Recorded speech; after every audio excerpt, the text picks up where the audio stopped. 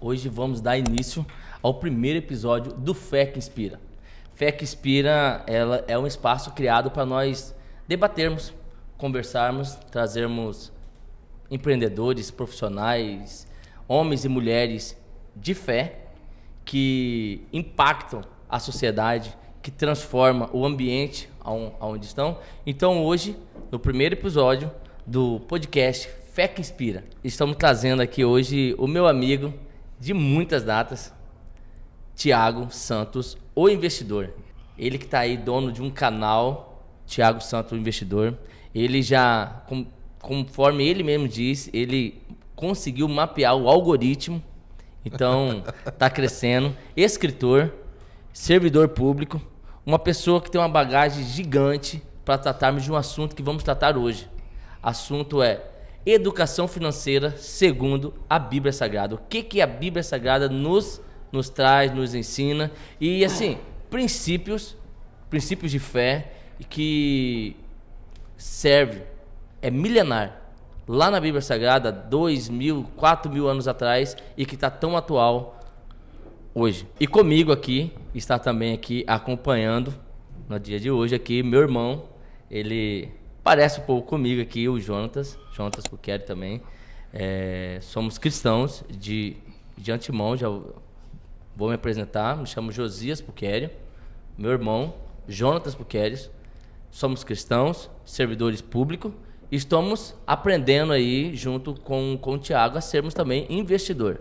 E, Thiago, seja bem-vindo ao podcast Fé que Inspira. É uma grande honra recebermos você aqui e, claro, você trazer esse conteúdo de extrema relevância. É uma honra minha aparecer aqui nesse podcast. Primeiro, assim, algo que Deus plantou no seu coração e que a gente vai elevar e trazer muitas pessoas aqui para poder falar de fé que inspira mesmo, né? O que os empreendedores, o que a sua fé traz ali dentro das suas atividades. E hoje poder falar sobre educação financeira à luz da Bíblia é algo muito significativo para mim, pelo momento que eu estou vivendo, pai, servidor público, investidor e principalmente cristão. A gente fala que as pessoas elas pensam muito que Deus não quer que nós tenhamos dinheiro, que nós acumulamos tesouro aqui na terra.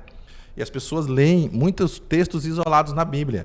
E hoje nós vamos desmistificar aqui alguns textos que a gente precisa levar a sério e entender que nós temos que reinar em vida. E reinar em vida é reinar aqui nessa vida também. Viver bem pra caramba aqui, porque Deus quer que você vive bem. Deus quer que você tenha tempo com a sua família, com seus amigos. E para isso precisa de dinheiro. Então nós vamos aqui hoje falar sobre fé que inspira e dinheiro, investimento. É um prazer demais estar aqui com vocês. Meus amigos aí... Você já colocou... Mais de 30 anos, né, cara? Então, assim, mais de 30 anos essa amizade. Estudamos uma primeira série juntos. Então, a gente está aí começando essa jornada aqui juntos nesse projeto aí. Cara, é muita honra minha mesmo aqui estar junto com vocês, aqui com o Jonatas e com o Josias. Thiago, você já colocou aí, trouxe já alguns spoilers aí de ensinamentos, princípios. Mas antes de tudo, vamos iniciar aqui da seguinte maneira. Como que foi sua trajetória até você tornar investidor? Conta um pouco assim pra gente como que foi, de onde surgiu essa ideia, como foi, porque com certeza é algo que está lá na sua infância, é algo que você trouxe dali, porque os pais, princípios, Bíblia, e assim, algo foi formando, foi te lapidando até você chegar a esse perfil que é hoje, Thiago Santos, o investidor. Então legal, essa parte é muito interessante, poder falar sobre isso num espaço mais aberto, com mais tempo para as pessoas que possam entender. Eu sempre tive medo de não conseguir sustentar a minha casa, eu sempre tive esse medo, isso desde antes de eu casar. Então eu sempre procurei ter mais de uma renda. Eu não me lembro de quando eu entrei no serviço público, aí já vão fazer 20 anos que eu entrei no serviço público, em 2007. Eu não me lembro de lá para cá de eu ter tido sempre só uma renda. Sempre eu estou trabalhando ali. Quando eu comecei, eu ajudava minha tia num buffet dela, de garçom. Eu cheguei de montar lan house, e eu trabalhando no serviço público, na prefeitura. Cheguei de montar lan house. Cheguei de montar uma loja de informática de sócio com meu amigo Paulo. Já falei sobre ele no outro podcast também. Então eu sempre tive uma renda extra. Já construí site para as pessoas. Quando eu estava na prefeitura ali trabalhando como gestor de convênios, naquela época quando surgiu esse cargo lá, GMC, gestor de convênios, as prefeituras, ninguém tinha esse cargo, então as pessoas ficaram perdidas. Eu comecei a prestar serviço para outras prefeituras, então eu sempre tive muito medo de não dar conta de sustentar. Isso não tem nada a ver com falta de fé. Isso porque o medo, desde que ele seja razoável, ele é bom. Então isso, eu não me lembro do meu pai batendo ponto, assinando carteira em algum lugar. Minha mãe sim, né? Trabalhava em empresas, hospitais, enfim. Mas do meu pai não. E eu sempre pensei assim comigo, cara, dá para poder construir renda sem ter que trabalhar para os outros só, né? Somente. Tanto que minha primeira bicicleta Croizinha, quando a gente morava lá no Jardim Imperial 2, que a gente era amigo, brincava na rua, né? Nós mesmo que fazíamos nossos... E a gente sempre teve princípio de economia. Uma vez você chegou na minha casa, acho que eu tinha 6 para 7 anos, e aí eu fiz aquele peso com duas latas de 5 litros de cimento na lateral. Você falou, você que fez? Eu que fiz. Então eu sempre fui muito curioso, né? Então assim... E aí eu montei minha primeira bike ali, trabalhando, carpinando lote. Eu sempre fui muito ativo nessa questão de ganhar uma renda extra. E aí eu conheci o mercado financeiro de uma forma muito ruim, através do day trade, né? E todo mundo sabe que o day trade basicamente apostar contra o mercado.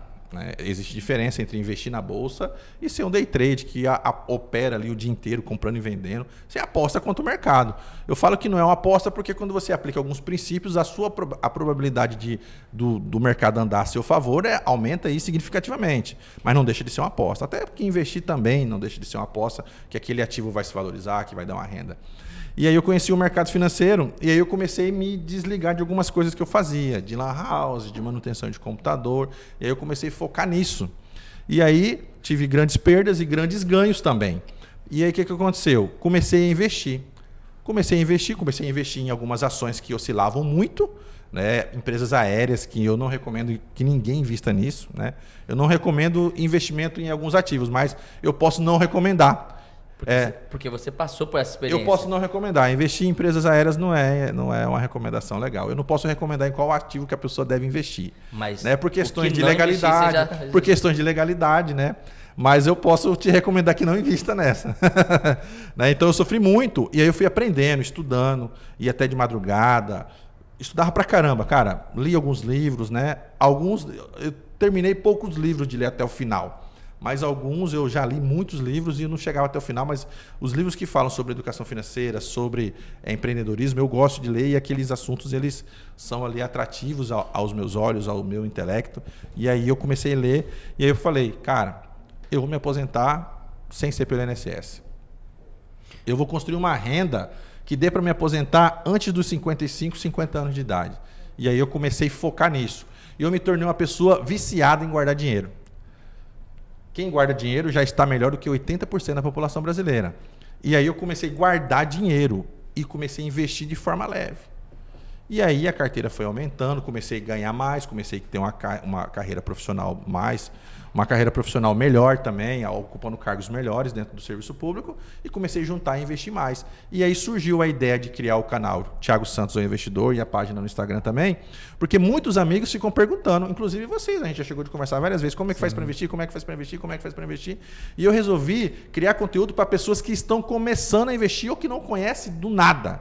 Não conhece nada. E aí surgiu a ideia de criar essa página, Thiago Santos, o Investidor, e o canal Thiago Santos, o Investidor. Lá tem muitos... Eu falo sobre macroeconomia, porque a gente tem que acompanhar algumas tendências até para deixar as pessoas atualizadas.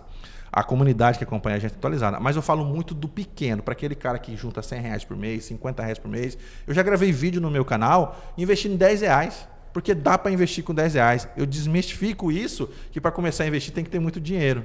Thiago, é interessante que você resumiu 40 anos, né, Thiago? Resumiu 40 anos aí em aproximadamente 4 minutos, mas a sua trajetória para se tornar um investidor. E isso veio de muita curiosidade, estudo e experiência, coisa mais. Medo.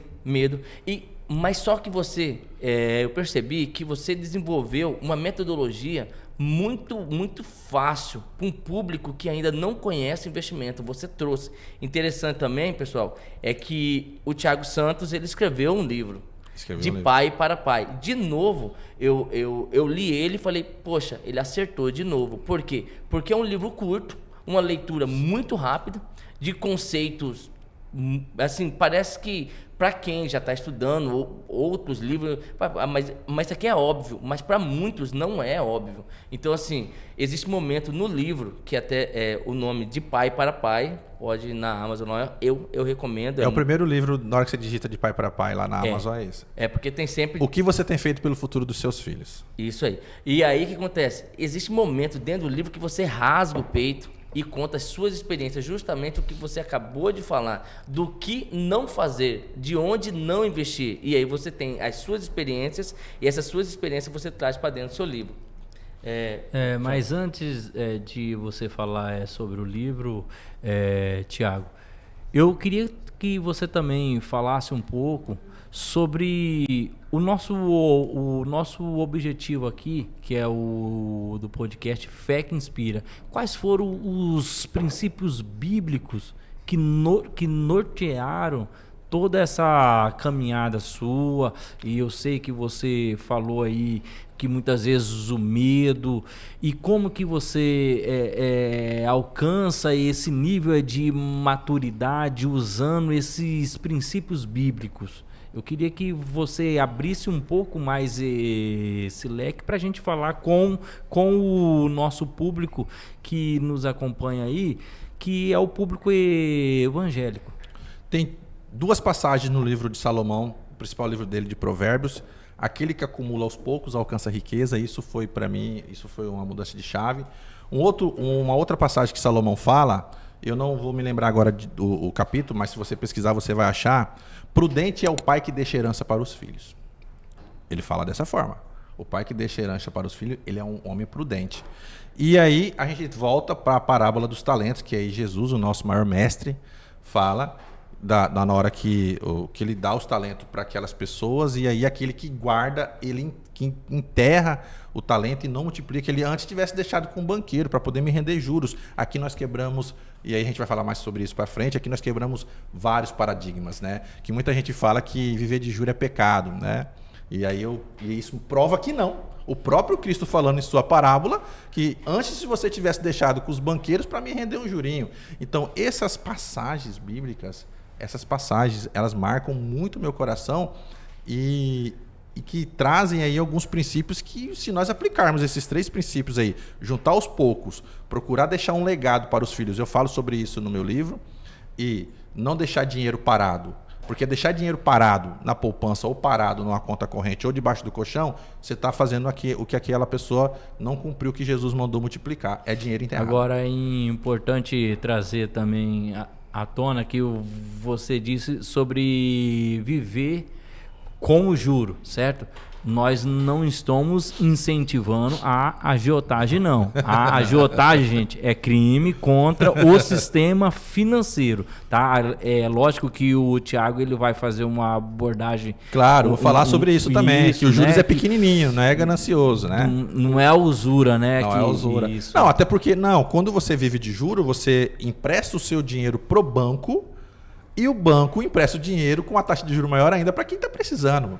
Então na verdade, a legalização do empréstimo através de juro é dessa forma, não tem outra forma de nós, pessoas físicas, investir. Algumas pessoas brincam, né? Eu vejo em alguns canais, em alguns podcasts, o dono de microcrédito urbano, que daí é o agiota que empresta dinheiro a juro, né? Então, assim, esses princípios bíblicos aí, cara, quebra muitos paradigmas. Tá, aí. Então vamos lá. Não, pode ir. Nós começamos assim, existe um script, mas acaba que entramos no assunto, nós já entramos na Bíblia, já tratando de algum assunto, mas a pergunta, vamos dizer assim, inicial mesmo, assim, riqueza, ter riqueza, é pecado, Tiago? Ter riqueza não é pecado. É que, na verdade, eu não vou lembrar agora em qual passagem está escrito esse texto, né, que nós devemos comer o melhor dessa terra. Como que você vai comer o melhor dessa terra se você não tiver condições? Porque existe muitos níveis de riqueza. E a minha riqueza que eu prego no meu canal é a independência financeira.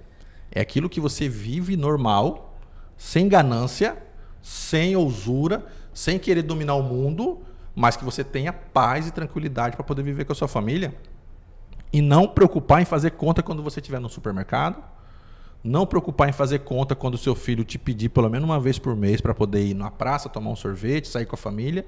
É esse tipo de riqueza que eu prego, é a independência financeira. Então você está trazendo o conceito de prosperidade à luz da Bíblia. Isso.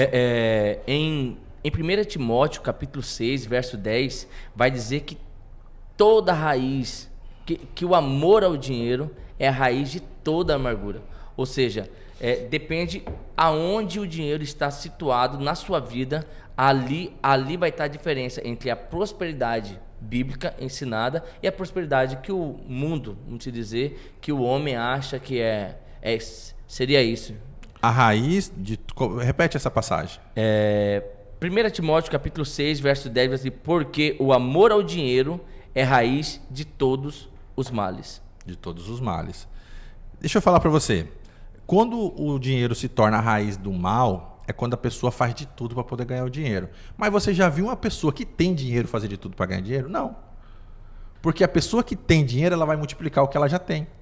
Agora, a pessoa que não tem dinheiro, ela não dorme direito se tem uma conta de luz para pagar. A pessoa que não tem dinheiro, ela ama mais o dinheiro do que a pessoa que tem. Porque ela dorme preocupada que não tem dinheiro, ela dorme pensando no dinheiro, ela acorda pensando no dinheiro, ela vive pensando no dinheiro, ela não tem o dinheiro para poder pagar a compra do supermercado, ela está pensando em dinheiro o tempo inteiro. Isso se torna um mal para ela fica doente.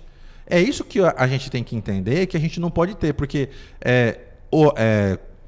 a palavra agora não me veio na minha cabeça, a pessoa viver, porque existe muita diferença entre viver uma pessoa simples e uma pessoa humilde.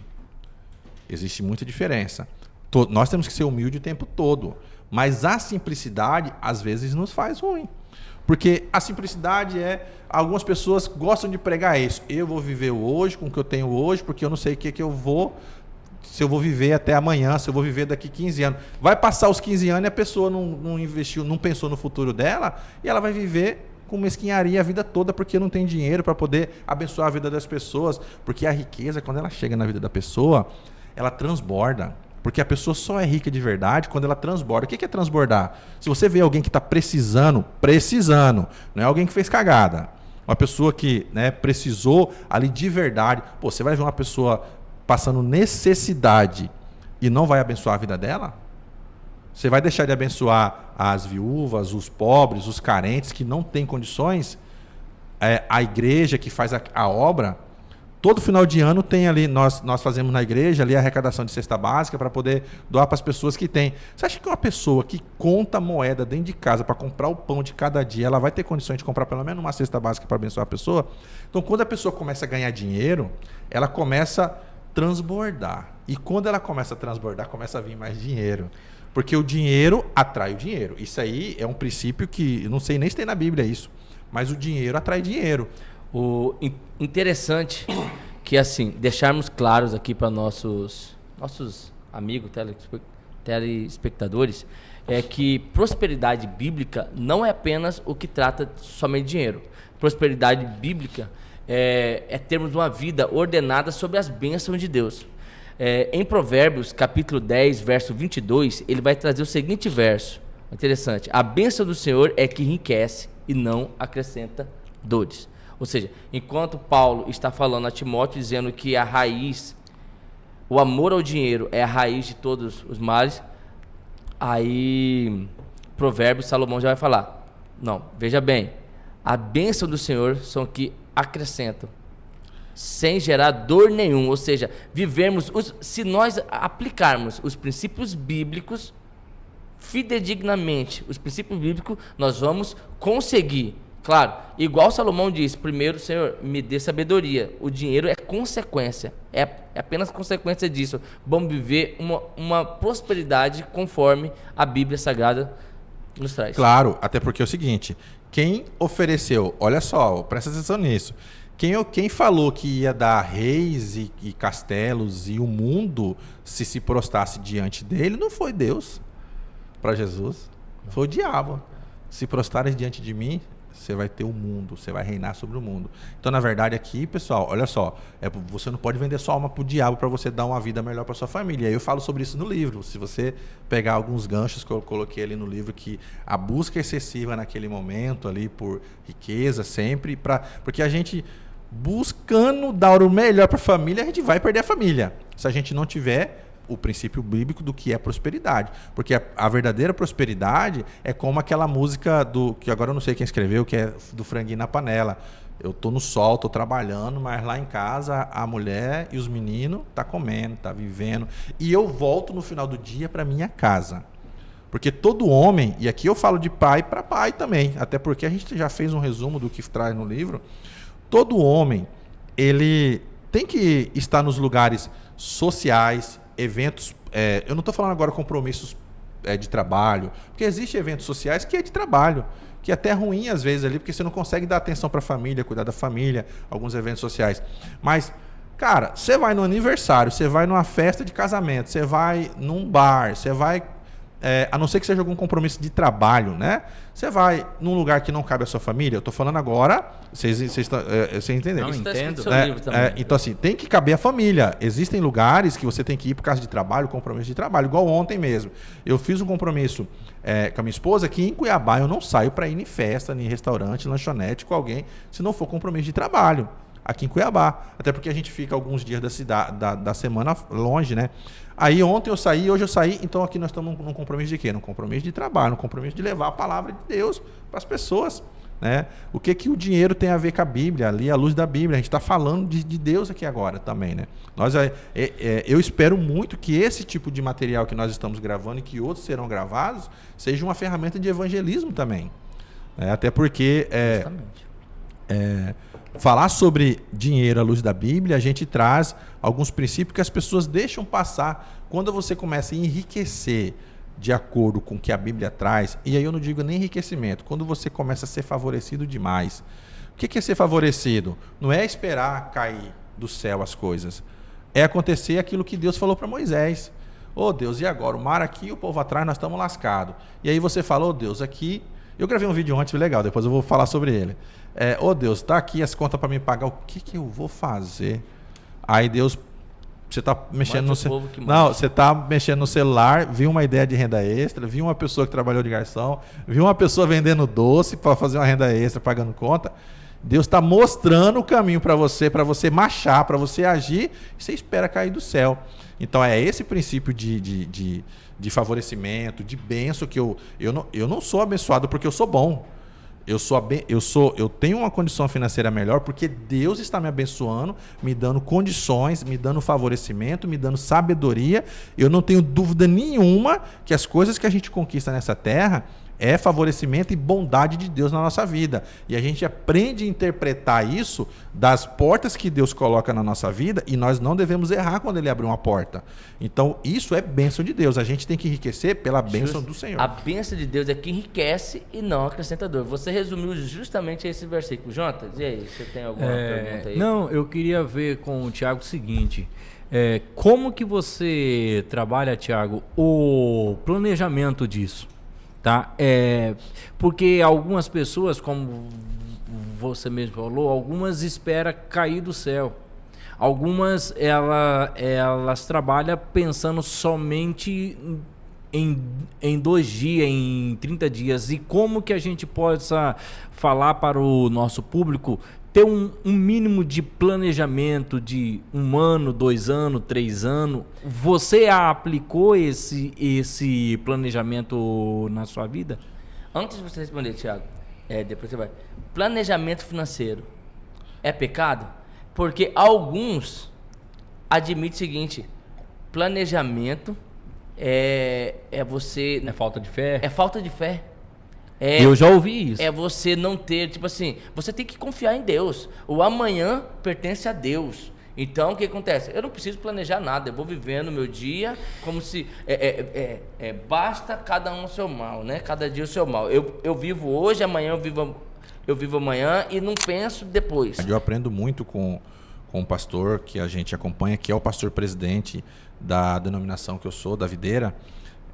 Alguns princípios interessantes. A igreja ela precisa crescer e avançar.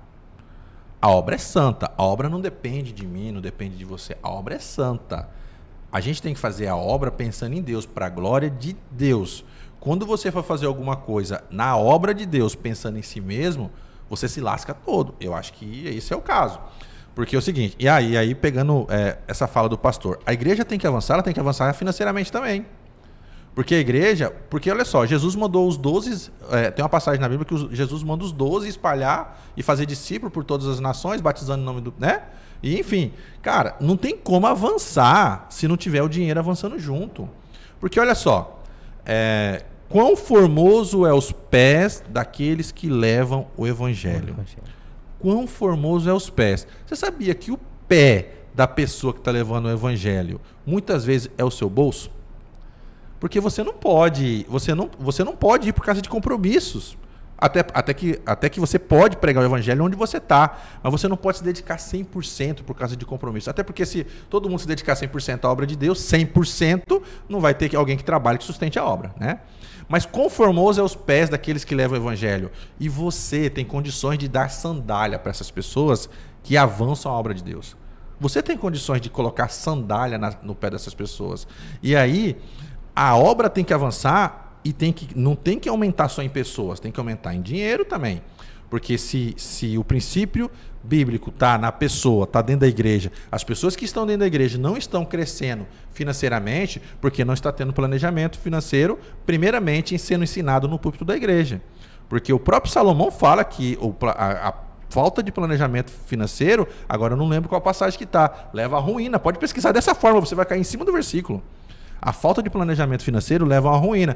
Então, assim, lançar a pedra fundamental... Posso citar para você? É Provérbios, capítulo 21, verso 5. Diz assim: os planos do diligente conduzem à fartura, mas a pressa excessiva leva à pobreza. Porque a gente tem que lançar a pedra fundamental em todos os projetos, colocar o pé e ir na certeza que Deus está vindo junto. Olha... Sede forte, corajoso, porque eu sou contigo. Avance. Mas se não planejar, não tem como acontecer. Inclusive dentro das igrejas. Igreja que não avança, eu não sou presbítero, eu não sou líder ainda de nada, eu não sou pastor, mas isso é um princípio que tem que aplicar em todo lugar. Se não estiver avançando, é porque Deus não está no negócio. Ou a palavra de Deus está enganado. Como que você vai mandar um missionário e pregar o evangelho se a igreja não está dando conta de sustentar seu próprio prédio? Você entendeu? Então, assim, é provação? Não sei a aprovação de quem, mas a obra ela é santa. A obra não precisa de dinheiro de homem. Então, assim, você pode dizer que hoje há uma falha grande das igrejas hoje de não ter nos seus púlpitos os ensinamentos do planejamento de financeiro? Com certeza, o próprio Cristo pregava isso. Com certeza. Toda igreja tem que ensinar planejamento financeiro. E tem que ensinar também a investir, tem que ensinar a multiplicar o dinheiro, guardar para o dia de amanhã, receber... Jesus estava ensinando isso. Planejamento financeiro é isso. Nós temos até um exemplo clássico de planejamento financeiro é José. Quando ele foi chamado para aquela grande obra, vamos se dizer, para a grande obra, só que ele tinha o diagnóstico, o que iria acontecer. Ia vir um período de fartura, ia vir também o período de escassez. E aí ele efetuou o planejamento financeiro. Como que é esse seu planejamento? Você como investidor, como você aplica ele ali? Ou seja, nós concluímos até aqui que planejamento é ensinado dentro da Bíblia. Nós temos exemplos, Provérbios vem trazendo, exemplos de José aqui, que também fez um planejamento. E você, no seu dia a dia, como que você faz esse planejamento dos seus investimentos? Você agora nos meus investimentos. Então, vamos falar sobre José, o que eu aplico na minha vida, né? Eu acho que a história é excelente. É o que eu aplico na minha esse é o vida. princípio. Uma pessoa, como que é o planejamento dela? Primeira coisa que ela tem que fazer, ela tem que tirar a parte dela que ela vai, seja qual o princípio de dízimo que você aplica na sua vida, enfim, isso aqui a gente não vai entrar nesse detalhe, né? Apesar de que o dízimo significa a 10ª parte, né? Mas tem gente que faz o seu planejamento e faz o dízimo ali. Enfim, primeira coisa que você tem que fazer é tirar aquilo que é da parte do Senhor e depois pagar o seu eu do futuro e depois viver. ainda que pagar o seu eu do futuro seja R$10, seja R$50. Você tem que guardar, você tem que guardar um pouco daquilo que você ganha. Ah, não tem como fazer isso com salário mínimo. Tem, moço, nem que seja R$10, tem. Sabe por quê? Na hora que você começar a ver aqueles R$10 rendendo, você vai querer começar a fazer uma renda extra para poder investir mais. Então, o princípio de começar a investir, de planejamento, pensando no dia ruim, né? Pensando, olha só, estou falando de Bíblia. Então, pensando no período de escassez, criar uma reserva de emergência. O José fez uma reserva de emergência. Se você olhar a história dos faraós antes de José e depois de José, são totalmente diferentes. José criou uma reserva de emergência de tal maneira que o Egito ficou mais rico, porque foi uma reserva de emergência e uma reserva de oportunidade. O que é uma reserva de oportunidade? É um dinheiro que você deixa investido em algum lugar, que ele tem uma liquidez meia que imediata, ainda que não seja ali na hora, ali de 5 dias, uma semana, enfim, que você vai resgatar e vai poder comprar algo mais barato que vai te render uma grana maior. José fez isso também. Depois que José começou a cuidar do povo na época de seca, comer daquilo que ele guardou durante os 7 anos de fartura, a Bíblia fala com essas palavras: e José reservava uma parte daquilo que era colocado nos armazéns. Algumas traduções estão armazéns, outros estão, né? Enfim, dentro dos armazéns, guardava uma parte. Aquilo ia sustentar o povo durante o período de seca. Então você tem que guardar uma parte do seu dinheiro, investido em um lugar que tem uma liquidez meio que imediata, para você viver o dia ruim. Ah, eu perdi o emprego. Ah, não tem problema. Até 6 meses eu tenho uma reserva de emergência. Só para terminar esse raciocínio. Quebrou o carro. Não tem problema. Isso acontece com quem tem. Se a sua reserva de emergência está lá para poder cuidar dessas coisas, top. Tem gente que não tem dinheiro guardado para consertar um chuveiro. Tem gente que termina o mês passando comida no cartão de crédito. Thiago, nesse caso, desculpa interromper aqui, mas é que senão perde o raciocínio. No caso em que, por exemplo, a pessoa, ele tem como fazer ali uma economia de R$500 por mês. É muito dinheiro, hein? R$500. Só que ele precisa fazer uma faculdade. E é justamente esses R$500. Esses R$500, esse curso que ele está pagando para ele, então, é o investimento? É investimento. É interessante. Que nem sempre, pessoal, investimento é aquilo que você faz para te dar retorno no futuro. E uma faculdade... Hoje tem muitas pessoas que consideram o estudo talvez uma... Ah, não, mas eu vou ter que pagar... Não, estudar nunca é demais. Estudar de uma forma geral. Aqui nós não estamos só falando de faculdade. Não, sim. Investir, fazer cursos. Comprar um bom curso. Você já pensou, cara, eu gosto tanto de cozinhar, eu tenho vontade de montar um restaurante, eu não sei por onde começar. Pô, compra um curso desses caras que são aí best-seller na área de administração, com comida junto. Vai se profissionalizar, porque hoje o grande gargalo do mercado hoje é desqualificação da mão de obra. E aí muitos pegam e pegam o dinheiro dele e aplica. É uma coisa, vamos dizer assim, rotineira, uma coisa que não vai trazer retorno algum. Entendeu? Aplica assim em estudo, guarda, vamos poupar, mas se tiver possibilidade, estude. Eu já paguei R$2.000 num curso de investimento. Isso é bom demais. Eu ia trazer exatamente esse assunto para você, porque algumas vezes a gente acha que fazer o investimento é apenas fazer aplicação no mercado futuro. E não, nem no mercado sempre... financeiro. Isso, né? Mas você algumas vezes de construir algo para sua família, como ter o mínimo de uma casa própria, algumas vezes, porque é o básico do teto, que é a dignidade da sua família.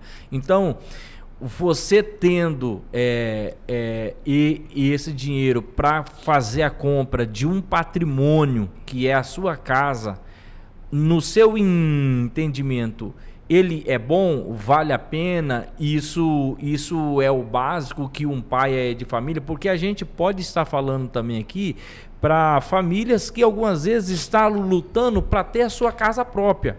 E como que ele pode ter essa casa própria dele? Com algum programa de governo ou algo nesse sentido?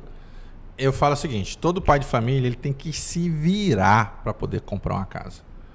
A casa é legado, casa não é investimento, casa é segurança. Todo mundo que fala que você deve morar de aluguel, ou ele tem a casa, ele já tem a casa dele, ou ele tem o dinheiro de comprar uma casa à vista, ele investe e paga o aluguel. Aí é fácil.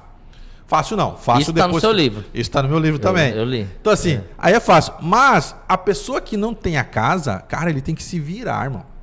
Tem que ter casa, você sabe por quê? Eu acho que o teto é o mínimo que um pai ele precisa trazer para a família. Porque é segurança. Se amanhã você vier a faltar, a única certeza que você tem é que seu filho não vai morar debaixo de uma ponte.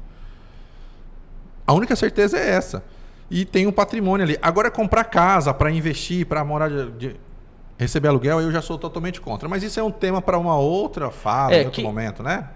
Todo esse momento aqui que nós estamos nessas últimas aí, conversa nossa, foi para tratar sobre planejamento a casa o cara tem que se virar, fazer renda extra para pagar a parcela, dá um jeito de... financiou em 30 anos, dá um jeito de pagar em 15, em 10, dá um jeito de fazer renda extra. Toda a renda que entrar, ele tem que pagar o juro daquela dívida da casa, porque não adianta, a não ser que o juro que você esteja pagando seja mais baixo do que o que está rendendo. Aí é outra coisa. Aí é princípio. Aí é princípio de investimento, é sabedoria de investimento, né? Mas se o juro que você está pagando no financiamento da casa for mais alto do que o juro de um rendimento do investimento, cara, larga a mão desse investimento, vai pagar o juro, vai pagar de trás para frente algumas parcelas para poder ir tirando ali o juro e pagar a casa. Casa não tem nada a ver com investimento. Casa é legado, casa é princípio, tem que deixar uma casa para os filhos. Agora comprar é outra conversa, para viver de aluguel, aí a gente já entra numa outra seara que aí tema para um outro podcast. Legal de tá falando aqui no podcast aqui é que a gente monta um script, de repente já vai lá no assunto que estava lá no final, lá você vai trazendo, mas assim, tudo voltado para investimento, tentar educação financeira, né? Educação financeira. Um tema bastante interessante que você já tocou aí e eu quero só dar essa ênfase melhor. Como equilibrar dízimo, oferta, investimento, consumo, entendeu? É algo que é o dia a dia, o cotidiano da família, dos cristãos, dos evangélicos, de qualquer pessoa. Então, assim, como conciliar tudo isso? Trazendo, assim, qual que é o percentual que você deixa ali, por exemplo, para investimento? O que você pode consumir? Entendeu? Quantos por cento eu deixo aqui para investimento? O dízimo está ali, 10%. 10% aqui, que é do Senhor, tudo mais. Mas tem a questão do consumo. 40%, 60%, 20% eu deixo investido? Como que é isso aí? Existe uma regra no investimento que é 50, 30, 20. 20 para investir, né? 50 para poder gastar em despesas com você, em despesas fixas, e 30 em despesas variáveis, né? Essa é uma regra aí padrão de investimento. Só que aí você tem que colocar o dízimo, né? A gente não pode fazer conta do dízimo. Então, assim, esse cálculo é em cima dos 90%. Porque os 10% você já retirou. É em cima dos 90%. Cara, é assim, ó. A partir do momento que você começa a ter uma renda, você tem que começar a se pagar. Não importa o valor. O planejamento que eu faço, como eu já tenho hoje uma renda um pouco melhor, eu consigo investir um pouco mais do que a maioria das pessoas. Porque eu faço algo na minha vida e a gente aplica na minha família, que é sempre viver no andar de baixo. O que é viver no andar de baixo? Porque se você cair, você caiu para o andar que você tem condições de se manter. Se você tem uma renda de 10 mil reais, vive como se ganhasse 6. Vai doer no início? Vai. Mas esses 4 mil que está sobrando, irmão, se você soubesse a bola de neve que isso vira a seu favor depois de um tempo, você não tem ideia. Só que uma pessoa que ganha 10 mil, dificilmente ela vai conseguir guardar 4. É possível? É. Porque como que uma pessoa que ganha 6 consegue viver? É só você viver no andar de baixo. Vai morar no apartamento top? Não, vou morar no apartamento menor um pouquinho aqui. Porque no dia que eu começar a ganhar mais, eu mudo para aquele apartamento que é dos meus sonhos. A gente tem muito costume de viver os sonhos na época errada. A gente tem que parar de viver os nossos sonhos no momento errado.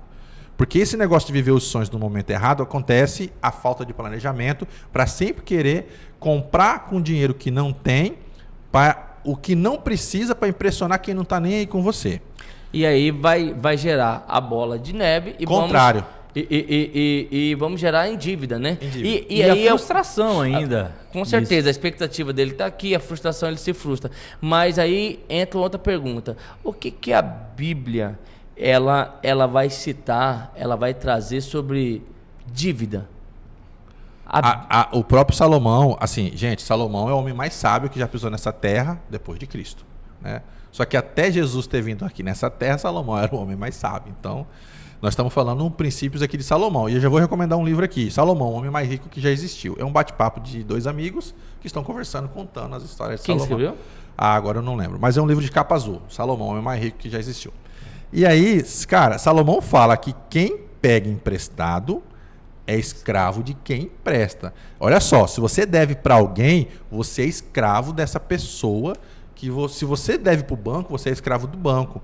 E existem vários passos aí para você sair das dívidas. Primeira coisa que você tem que fazer para poder sair das dívidas é parar de cavar o buraco que você está.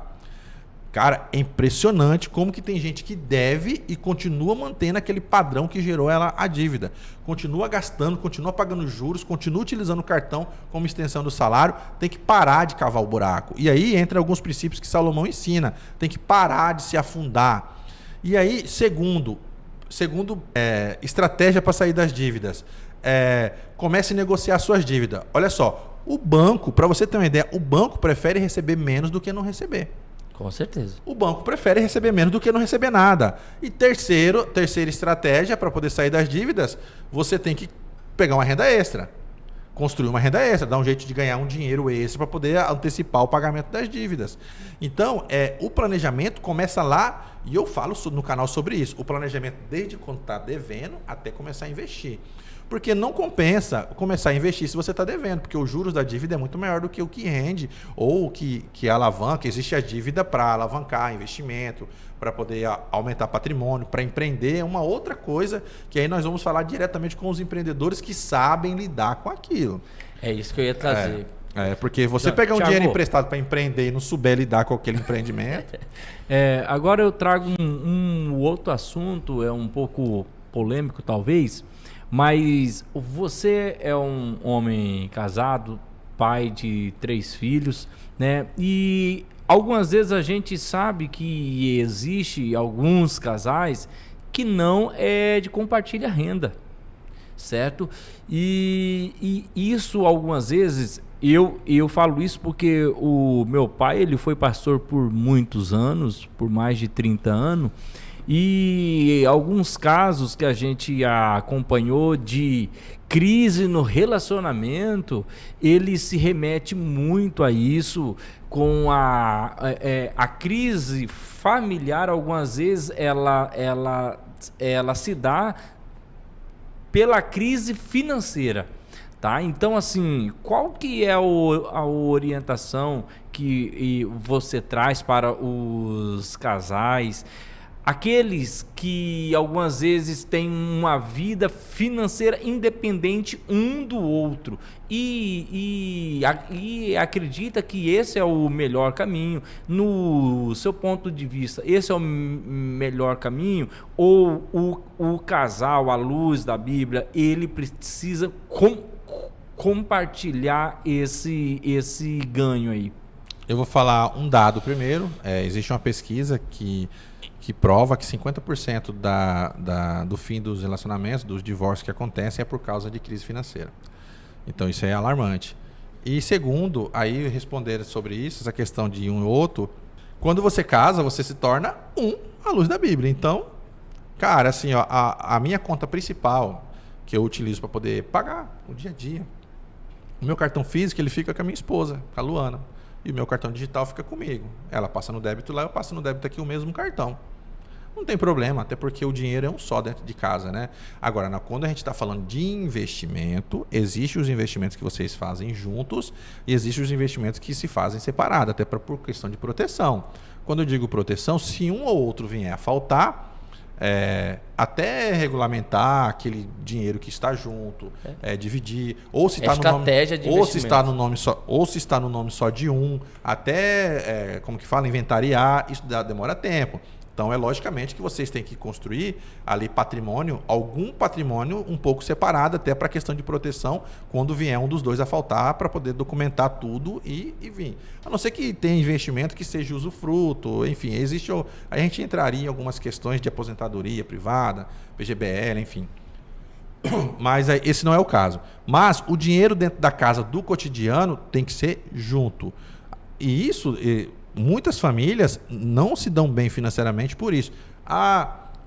Você paga isso, eu pago aquilo. Você paga isso, eu pago aquilo.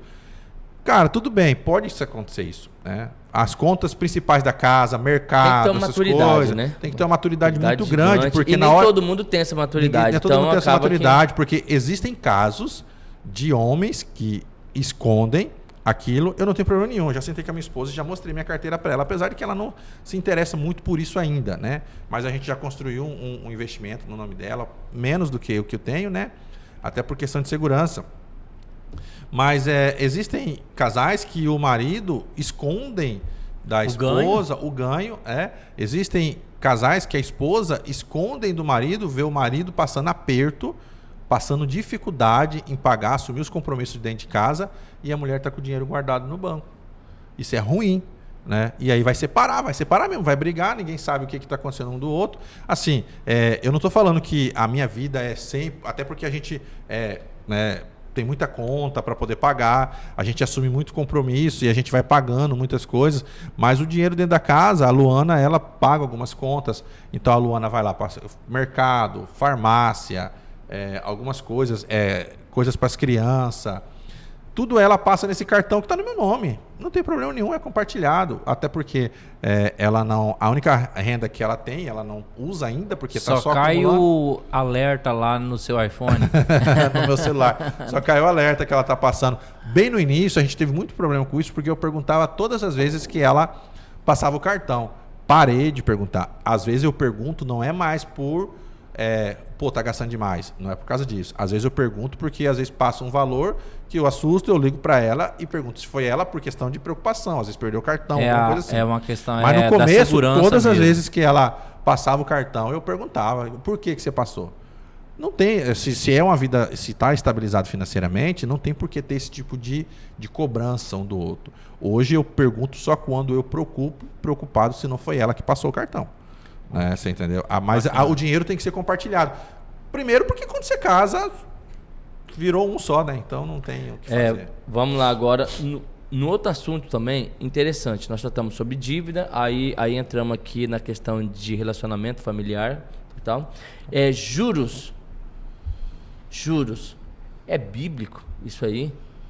Como que você lida? Porque algumas pessoas falam assim, não, mas você está ganhando em cima do outro.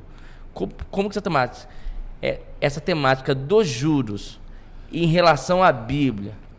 É porque assim, por causa da questão que foi regulamentada hoje, se você emprestar dinheiro a juros, fora se você não documentar, não for dono de uma instituição financeira, você está cometendo um crime até de o sistema financeiro, até evasão fiscal até, né, inclusive.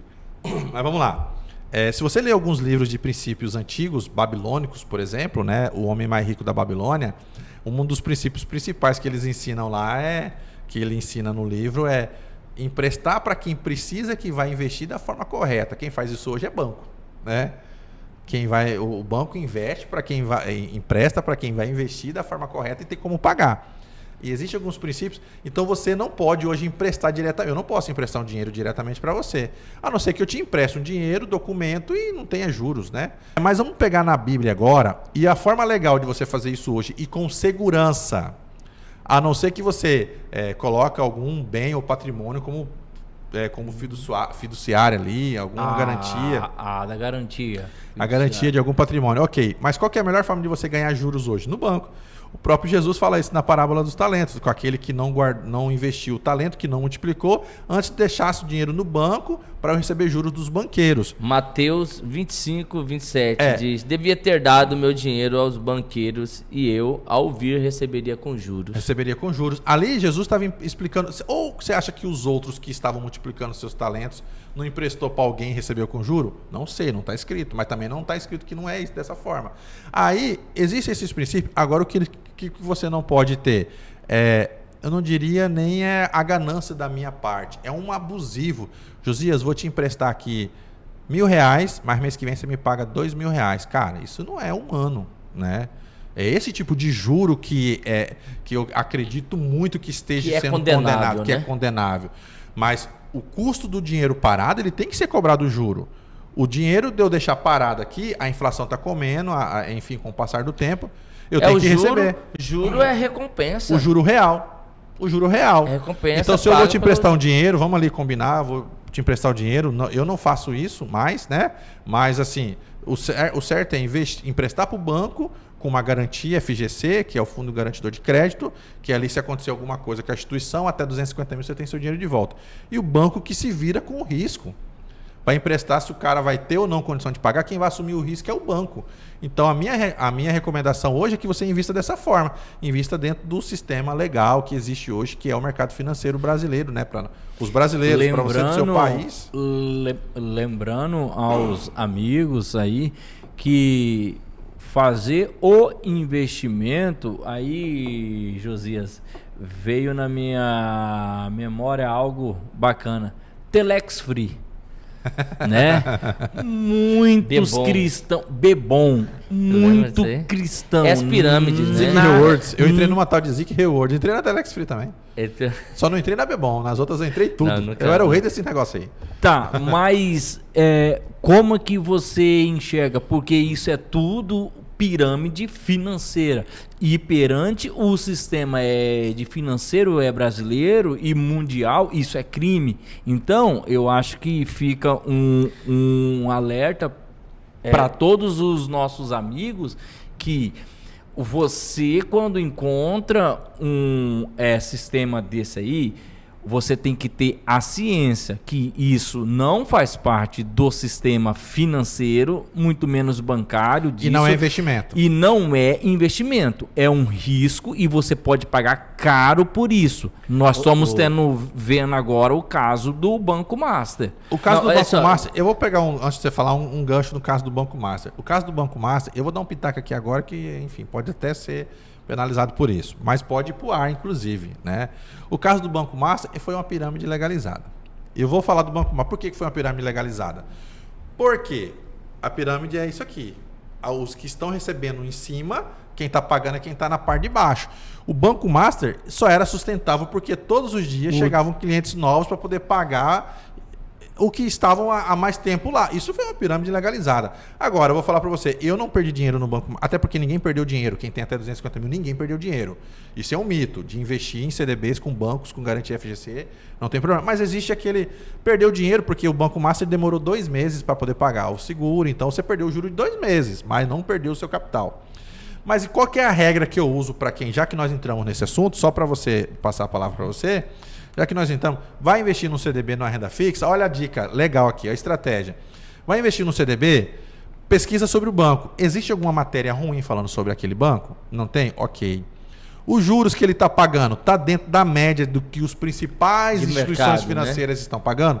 Ok. Agora você vai meter seu dinheiro num lugar que está pagando 140% de juro ao ano, aí 140% do CDI ao ano é muito. Quer ganhar mais do que 1% ao mês? Isso aqui é regra no mercado financeiro. Quer ganhar mais do que 1% ao mês? Vai para a renda variável. A minha carteira pessoal mesmo, ela tem uma média de valorização de um mês pelo outro. Esse mês de janeiro foi um absurdo, né? Todo mundo viu que o boom que a Bolsa deu foi um absurdo. Mas vamos pegar a média de um mês pelo outro, está dando 140% de CDI. Mas eu estou na renda variável. Eu não estou na renda fixa. Renda fixa até 1% por mês, acho agora que vai. Depois Thiago, disso, vamos arrumar mais lenha aí no fogo? Eu sei de cristão que investe e que joga no Tigrinho. O que você tem a Ó, o a microfone falar? mexeu aí. O que você tem a falar sobre jogo, isso? o jogo, Cristão que joga no Tigrinho O e jogo... na Bets. Não, assim, eu não vejo como pecado. Até porque você está apostando contra a empresa, você não está apostando contra o outro. Eu não vejo como jogo de azar. O jogo de azar é eu apostar contra o Josias. Lá você está apostando contra você mesmo. Então, eu não vejo como pecado. Agora, existe uma diferença de pecado. O jogo, ele não foi feito para ganhar dinheiro. O jogo, ele foi feito para diversão. O cara que aposta na Bets, ele está se divertindo, porque existe uma adrenalina que gera naquele momento. Agora, o cara que é viciado... E eu vou falar para você, é muita gente, a galera tá viciada nesse negócio. Gente, toda casa de aposta, ela ganha mais do que... Você não foi feito... O sistema não foi feito para você ganhar dinheiro. O sistema da casa de aposta, eu posso ser até penalizado, mas pode ir pro ar também. O sistema da casa de aposta, ele foi feito para te viciar. Algoritmo. O algoritmo foi feito para te viciar. Ele vai pingar na sua mão para você sentir aquele gás de ganhar um pouquinho para aumentar A adrenalina. Para aumentar a aposta. E aí depois você perde um pouco mais e você fala, não, vai chegar uma hora que eu vou ganhar. E você só vai apostando, dobrando a E aposta. o que eu vejo... Eu já joguei bastante nesse algumas negócio aí, mas vezes, é mais por Thiago, diversão. É a ausência desses ensinos dentro das igrejas. E nas escolas também. E nas escolas. Então, Não, é preciso a sociedade, de modo gente geral, não é só fazer igreja. uma abordagem. Não, sim, mas aqui a gente está falando para o público cristão, né? Então, muito cuidado. Eu acho que a gente precisa ter assim, um certo bom senso nisso aí. Lembrando, pessoal, que aqui a gente, quando tratou aqui da pirâmide financeira, quem está cometendo crime contra o sistema financeiro são as empresas. As pessoas que estão investindo, elas são vítimas. Elas Investindo são vítimas, não, estão colocando dinheiro lá, isso não é investimento. Agora nós estamos aqui de um ponto aqui interessante. Nós falamos... Mas olha só, Josias, eles são vítima. Vítima é quando é uma vez. Agora a pessoa, toda pirâmide que existe, ele cai. E o cara que incentiva outras pessoas também está cometendo crime. Não, quem está incentivando outras pessoas a investir num sistema desse, ele está cometendo crime. Tá, vamos seguir aqui. Vamos avançar aí, porque senão a gente não finaliza. Vamos seguir aqui. É sobre a diversificação dos investimentos. A Bíblia, ela vai trazer lá em Eclesiastes, capítulo 11, verso 2, vai trazer assim: reparta com 7 e ainda com 8, porque não sabe que mal haverá sobre a terra. Ou seja, não coloque todo o seu investimento em um. É isso mesmo. Um cesto só. Um cesto só. Assim, quem investe no mercado financeiro, tem pessoas que investem só em imóveis. Top. Mas você já pensou no momento que aquele bairro aconteceu um trem, igual aconteceu lá em Maceió agora, um tempo atrás, o bairro afundou, o bairro inteiro afundou por causa da Braskem, se eu não me engano, Isso. aquela empresa lá, né? De petróleo. Um bairro inteiro afundou. O risco, vamos supor que o bairro não afunde, porque quando afundou, a empresa vai lá e indeniza a pessoa. Né? Tudo bem. Mas vamos supor que esse risco perdura por muito tempo e você tem um imóvel lá. Quanto que vai ser o aluguel dessa casa lá? Quanto que vai ser para você vender essa casa lá? Vai baixar muito. Existe um risco muito grande em investir só em um investimento. Então a melhor forma de você diversificar seu investimento, quando você tem um valor top... E outra coisa, olha só o risco. Qual que é o menor risco? Vamos pegar um pouquinho agora, entrar mais na parte técnica de investimento, diversificação. Existem as ações, né, que elas produzem para te pagar dividendos, e existem os fundos imobiliários, que também são considerados rendas variáveis. Vamos supor, aqui no Mato Grosso eu invisto num fundo imobiliário que chama Gary 11. Já gravei uns 3 vídeos sobre ele. O Carrefour e o Atacadão são do mesmo grupo, né? Certo. Lá, se você entrar lá na página, no site do Gary 11, os imóveis que fazem parte do fundo imobiliário Gary 11, os ativos dele, tem um imóvel aqui em Lucas do Rio Verde, que é um prédio, que é o Atacadão, que é lá de Lucas, que é nesse prédio. Se eu não me engano, 15 mil metros quadrados, é alugado. Porque esses grandes atacadistas, eles alugam prédios de grandes fundos, eles não constroem, né? E aí, então você é dono do prédio do Atacadão. Atacadão. Cara, então, você acha que o risco é menor você comprar um prédio sozinho e aí passar um viaduto e esconder o seu prédio, igual aconteceu aqui em Cuiabá, em muitos lugares? aquele imóvel seu, ou o risco é menor quando você investe com mais 2.000 pessoas comprando uma cota pequena de vários imóveis espalhados. Até porque quando você investe em fundos imobiliários, você está colocando o seu dinheiro em fundos imobiliários de tijolo, que são de prédios mesmo. Você está colocando o seu dinheiro na mão de gestores super especialistas.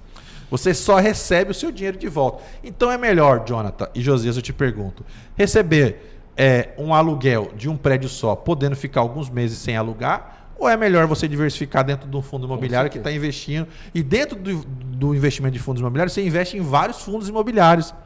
Então, é melhor você diversificar. Investe um pouco em ações, coloca um pouco em renda fixa, aquilo que vai ser reserva de emergência ou reserva de oportunidade, até porque, pegando o gancho ainda na história de José, José criou uma reserva de oportunidade, porque as outras nações vieram para o Egito atrás de comida e com certeza ele comprou terras muito mais barato do que valia, então foi uma reserva de oportunidade. Então você diversifica quando um mercado, igual agora, a renda fixa está altíssima.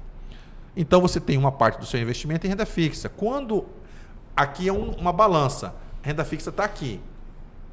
Na hora que o mercado de ações for rentável mais do que o normal, porque já está sendo rentável com a taxa de juro alta.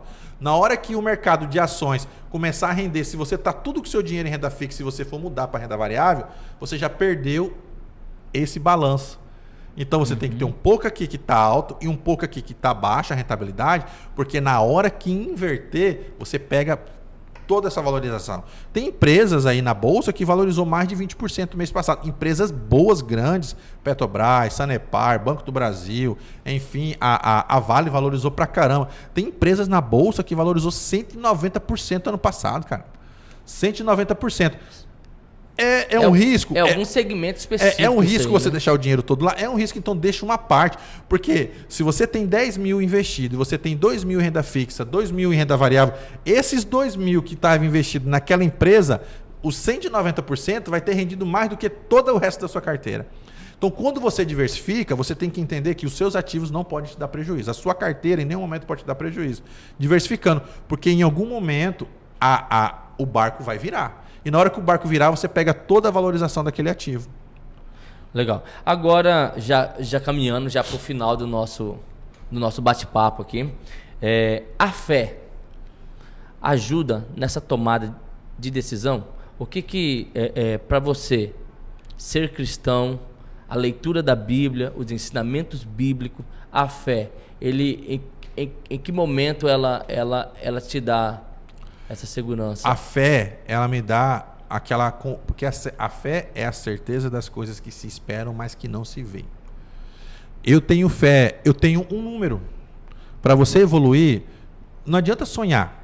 Sonhar sem ação não é nada, você tem que ter meta. A meta você constrói com um número. Quando você tem uma meta, você tem fé que vai alcançar aquela meta.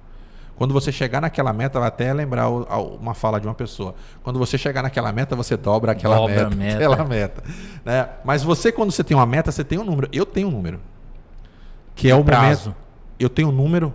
E quando eu sento para calcular, eu tenho um prazo.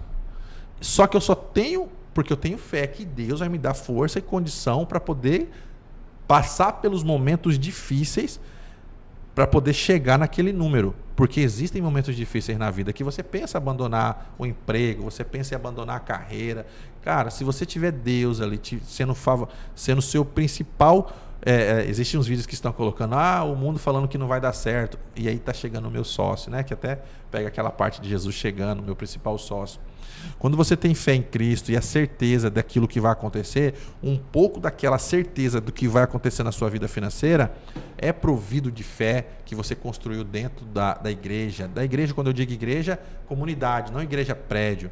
Acreditando em Deus, acreditando que Deus... Porque assim, você tem que ter certeza que Deus vai estar com você nesse negócio. E você só vai ter certeza que se Deus vai estar com você nesse negócio se você tiver fé. É interessante a gente trazer que assim, o que a fé te ajuda, né, nessas tomadas de decisão. A fé não vai substituir a questão técnica. Não vai. Não vai substituir. Por exemplo, você toma as suas decisões, já vi vários vídeos seus, onde você vê todos a questão de indicadores. Eu vejo os indicadores de desempenho. Os fundamentos. Mas, porém, assim... eu vejo que a fé, te forja caráter, questão de impulso, entendeu? Nós, lendo o livro de Provérbios, estudando a Bíblia, buscando conhecer princípios bíblicos, isso nos dá mais cautela, às vezes, muita cautela. Você não vai apressar, te evita de muitas dores de cabeça, Então, assim, quais experiências que você teve no mercado financeiro, investimento seu, no seu dia a dia, uma empresa assim, que você fala assim, rapaz, eu fui orar, e aí eu percebi a cilada que eu estava entrando. E eu já fiz isso uma vez, e mesmo assim eu entrei na cilada, você acredita? Mesmo pensando... Cara, deixa eu falar pra você, o Espírito, até arrepio quando eu falo isso, o Espírito Santo, Jesus falou, eu vou, mas vou deixar o Consolador que vai habitar dentro de você. Cara, eu fui orar, eu depois não senti segurança, porque não é o acaso que está ali, não é o universo que está falando no seu ouvido, no seu coração. Cara, é Deus, através do Espírito Santo falando com você. Você orou, pediu para Deus, a opinião de Deus, e mesmo assim fez. Eu fiz isso e errei. E foi fumo, cilada, erro. Então, quando você vai tomar uma decisão e você vai orar para Deus, você tem que ouvir o que Deus vai falar a respeito daquilo. É porque é muito fácil, assim, as pessoas muito fácil, eu vou pegar a sua opinião aqui, mas não estou nem aí para a sua opinião. Eu já fiz isso. Então hoje, eu penso muito nisso. Eu já neguei aí algumas propostas de emprego, pensando um pouco na família, pensando um pouco em ter tempo para poder estar ali congregando. Cara, não tem como você falar, eu oro sozinho na minha casa. Tudo bem. Mas quão bom e quão suave é que os irmãos estão em união. Cara, congregar é um princípio fundamental, não importa qual que seja a sua igreja, qual que seja a sua fé, você tem que congregar na comunidade que você serve para poder... Essa comunidade, ela vai ativar a fé que você tem, vai ativar um negócio que tem dentro de você, que é a convicção de que Jesus Cristo está contigo ali através do Espírito Santo. E quando você for orar, você tem que ouvir Ele. E quanto mais certeza de algo que você tem... Quanto mais paz numa tomada de decisão que você orou, mais certeza você tem que Deus vai estar com você naquele negócio. Então a fé tem isso, eu tenho isso comigo. A fé é dessa forma, que a gente tem que usar ela dentro do mundo do empreendimento, do investimento. E outra coisa, uma coisa que eu erro muito, eu ainda tenho que melhorar muito isso. Quando você vai tomar uma decisão na área de empreendimento, que envolve a família, que vai envolver o patrimônio, que envolve a família, você tem que conversar com a esposa. Eu já comecei a conversar um pouco com a minha esposa agora, mas eu já errei muito nisso, porque às vezes você só conta para ela quando você erra. Cometi uma cagada ali, mas não é assim que tem que ser. É a cumplicidade, é a parceria, né? Já finalizando aqui, mas Não, eu quero falar só um ponto que, assim, nessa caminhada da vida, tá? Nem tudo vai ser acerto. Eu tenho certeza, o Thiago, ele trouxe aqui experiências que deram... foram erros, né? Agora, a gente precisa estar de preparado, e aí entra a questão da fé, que ela não deixa a gente abandonar a caminhada. Você ter fé que amanhã Deus vai abençoar você. Erros, todo mundo vai passar, entendeu? Vai falhar. Aquela casa que você tinha que fazer uma compra, ou algumas vezes é uma venda que você tinha que ter feito, mas você quis um preço maior e você perdeu aquela oportunidade, e algumas vezes aquilo tira a sua paz, porque você se culpa porque que não fez aquele aquele negócio, né? Então, assim, é importante ter fé nesse momento para você manter a paz, tá? Então, eu acho que nesse momento, Josias, a fé é importante para que você tenha paz interior, e você tenha paz até mesmo dentro do seu lar. Essa palavra fé que você falou aí, ela traduz em esperança. Que o homem sem esperança, ele já está no... Então, assim, e quem traz essa esperança? O Espírito Santo, Deus, né? Deus nos dá essa esperança de Minha que... esperança está no Senhor. Tem uma música com esse título. Isso. Nossa esperança está em Deus. Mas é o seguinte, pessoal. O Fé que Inspira vai ser esse bate-papo. Vamos trazer pessoas, homens e mulheres que vão nos contar o seu cotidiano, porque às vezes a fé não pode estar restrito apenas para você, apenas dentro de casa. Não, nas quatro paredes da igreja.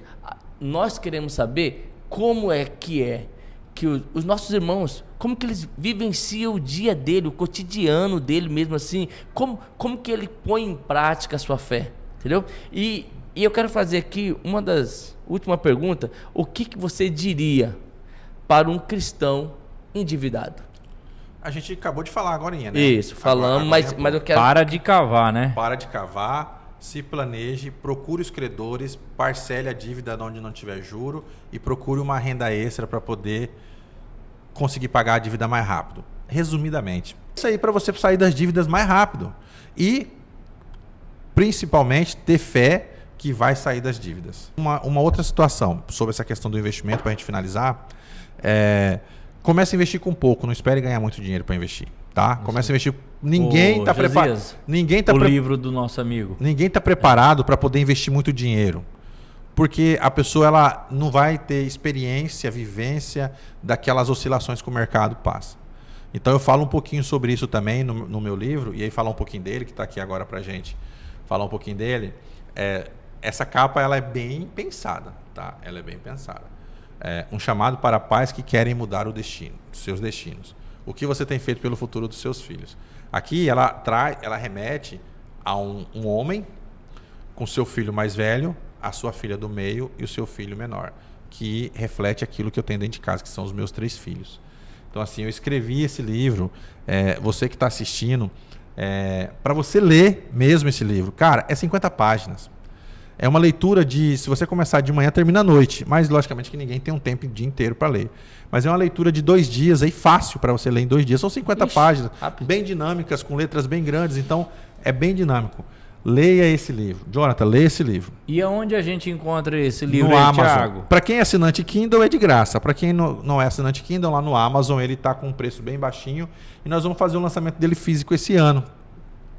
Mas já aproveite e lê, aproveite que está com esse preço lá, porque quando a gente fizer o lançamento dele físico, provavelmente vamos tirar essa versão digital, né? Então, de pai para pai, o que você tem feito pelo futuro dos seus filhos? Eu acrescentaria uma palavra. O que você tem feito pelo futuro financeiro dos seus filhos?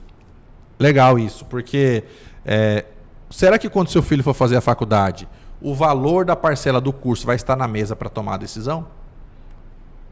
O que você tem feito pelo futuro dos seus filhos? Quando ele for escolher o curso que ele for cursar? Será que ele vai, na hora que ele for decidir, pai, eu queria ser um advogado, será que você vai dar conta de pagar o curso de direito? Será que a decisão do curso que ele vai fazer, o seu bolso vai impactar? Então, o que você tem feito pelo futuro deles? Logicamente que você cria os filhos para o mundo, mas você tem que colocar ele bem encaminhado no mundo. E aí, esse livro reflete muito a isso. Sobre você ter uma vida melhor dentro de casa. Ter uma vida... Toda família tem que ter, pelo menos uma vez por mês, um lazer em família. Nem que seja ir na praça tomar um sorvete com as crianças. Mas, se você não está tendo condições de fazer isso, se vire. Eu falo isso com essas palavras no livro. Se vire. Faça o esforço para você ganhar uma renda extra, para poder... mas eu trabalho das 6 da manhã às 6 da tarde. Tire pelo menos um dia da semana para bater ponto numa lanchonete, em algum lugar, trabalhar de garçom, para fazer uma diária, para poder dar esse lazer para sua família. Então eu trago muitos ensinamentos legais aqui nesse livro, e ensinando os pais a não cometer os erros que eu cometi dentro do meu casamento, com os meus filhos, com a minha família. E alguns princípios de enriquecimento em família tem nesse livro. Então aí também fica essa recomendação para vocês que nos acompanham. Thiago, nós vamos encerrando por aqui.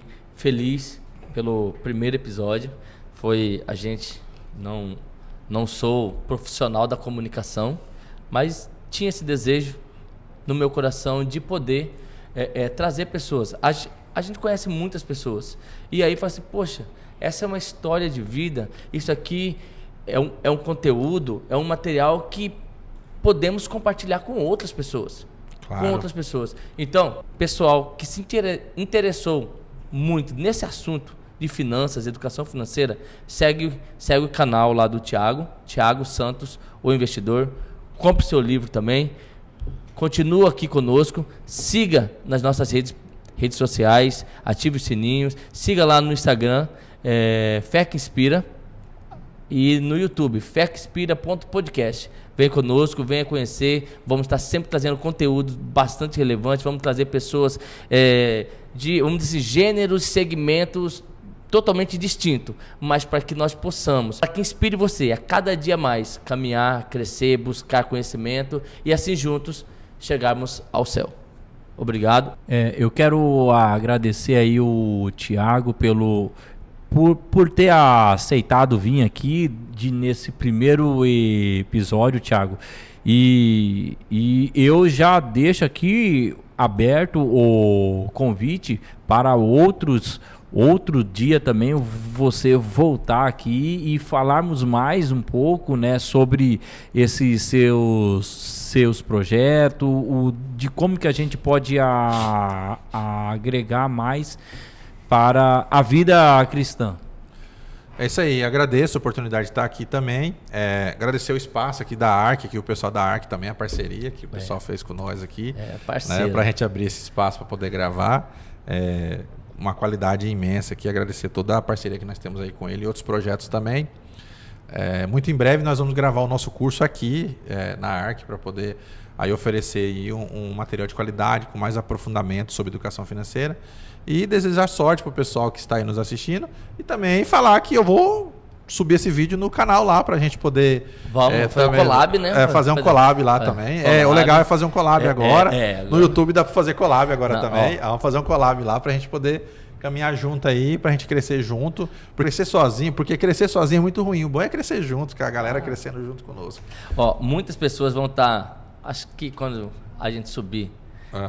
que aqui está sendo gravado, mas quando a gente subir no ar aí, no YouTube, nas plataformas digitais, muitas pessoas falam assim, o que Josias fez? Galera, vamos vir para essas redes sociais, precisamos conhecimento, trazer essas pessoas aqui para justamente isso aí, inspirar vocês. Continua aqui. Obrigadão, Thiago. Valeu, obrigado, pessoal. Até o próximo. Pessoal, valeu.